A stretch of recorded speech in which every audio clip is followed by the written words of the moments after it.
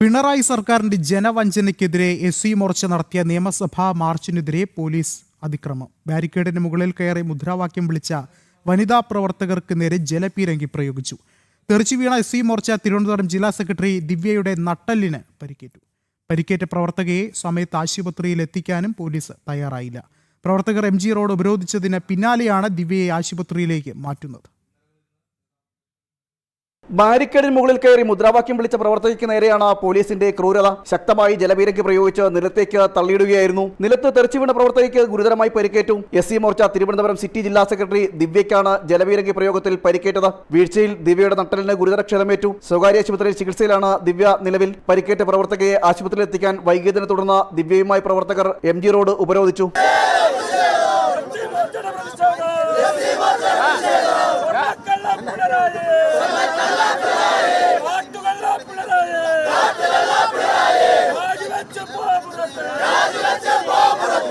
ഹംസം ഗ്രാൻഡും സ്റ്റൈവൻറ്റും 3 വർഷമായി പട്ടികജാതി കുട്ടികൾ കിടക്കുന്നില്ല. അതുപോലെ തന്നെ അതിദാരിദ്ര്യ വിമുക്തമെന്ന് പറയുന്ന ഈ പിണറായി സർക്കാർ ഒന്ന് തൊട്ട് താഴെയുള്ള, അതായത് സെക്രട്ടറിയുടെ തൊട്ട് താഴെയുള്ള ചെങ്കച്ചുള രാജായി നഗർ എന്ന് പറയുന്ന കോളനി ഒന്ന് സന്ദർശിക്കണം. അവിടെയുള്ള ഓരോ ആഹാരത്തിന് പോലും ബുദ്ധിമുട്ട്. ഞാൻ ഒരാഴ്ച കൊണ്ട് ഞാൻ അവിടെയെല്ലാം ഓരോ വീടുകളും വേണം, വീട് കംപ്ലീറ്റ് പൊളിഞ്ഞ് താഴെ വീടാണ്. എന്നിട്ടും അവർ പറയുന്നത് അതിദാരിദ്ര്യവും അതുപോലെ പട്ടികജാതികളെ സംരക്ഷിക്കുന്നു എന്നാണ് പറയുന്നത്. പിണറായി സർക്കാർ സംസ്ഥാനത്തെ പട്ടികജാതി ജനതയോട് അയിത്തം കാണിക്കുകയാണെന്ന് BJP ദേശീയ നിർവാഹക സമിതി അംഗം PK കൃഷ്ണദാസ് വിമർശിച്ചു. ബജറ്റിൽ അനുവദിച്ച തുക പോലും നൽകാൻ പിണറായി സർക്കാർ തയ്യാറായിട്ടില്ലെന്നും കൃഷ്ണദാസ് കുറ്റപ്പെടുത്തി. പട്ടികജാതി വിഭാഗത്തിന് വേണ്ടിയിട്ട് പദ്ധതികൾ പ്രഖ്യാപിച്ച ഉടനെ തന്നെ പദ്ധതികൾ റദ്ദ് ചെയ്യുക, ഇതാണിപ്പോൾ കേരളത്തിൽ നടക്കുന്നത്.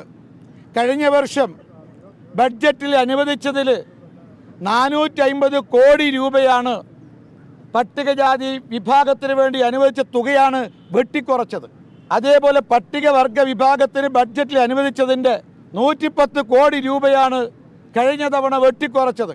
ഒരു ഭാഗത്ത് പദ്ധതികൾ വെട്ടിക്കുറക്കുന്നു, മറുഭാഗത്ത് ബാക്കിയുള്ള പണം ഉപയോഗപ്പെടുത്താതെ ലാപ്സാക്കി മാറ്റുന്നു എന്നുള്ളതാണ് സത്യം. കഴിഞ്ഞ 5 വർഷക്കാലമായി കേരളത്തിലെ പട്ടികജാതി വിദ്യാർത്ഥികൾക്ക് ലഭിക്കേണ്ട വിദ്യാഭ്യാസ ആനുകൂല്യങ്ങൾ പൂർണ്ണമായും നിഷേധിച്ചിരിക്കുകയാണ്. പാളയം രക്തസാക്ഷി മണ്ഡപത്തിൽ നിന്നും നിയമസഭയിലേക്കായിരുന്നു പ്രതിഷേധ മാർച്ച്. കറുത്ത ബാനറിൽ മുദ്രാവാക്യം എഴുതിയും കറുത്ത കൊടി പിടിച്ചുമായിരുന്നു പ്രതിഷേധ മാർച്ച്. ബാരിക്കേഡിന് മുന്നിൽ പ്രതിഷേധിച്ച പ്രവർത്തകർക്ക് നേരെ പോലീസ് 4 വട്ടം ജലപീരങ്കി പ്രയോഗിച്ചു.